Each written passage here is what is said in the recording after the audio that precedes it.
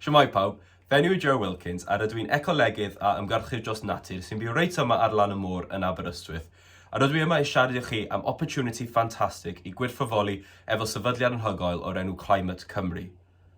Llynedd, ym mis Medi, o'n i'n rili ffodus i cael fy gwahodd i fod yn rhan o'r tŵr weddol Gymru, lle wnaethon ni teithio o Bangor yn y gogledd, trwy ganolbarth Cymru, leit rawl i Abertawe a Gaerdydd yn y de. A pwrpas y tŵr oedd i ymweld â cymunedau a sefydliadau o gwmpas Cymru i siarad iddyn nhw am yr amgylchedd a byd naturiol a be mae'n meddwl i nhw a be oedd nhw'n wneud i amddiffyn y byd naturiol a be hoffen nhw weld gwleidyddion a pobl yn pwer i wneud hefyd.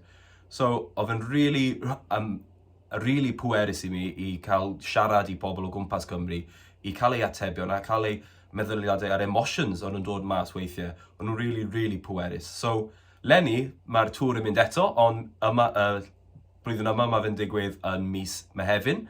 So bydd y tywydd yn well, falle bydd bach o haul yn gobeithio.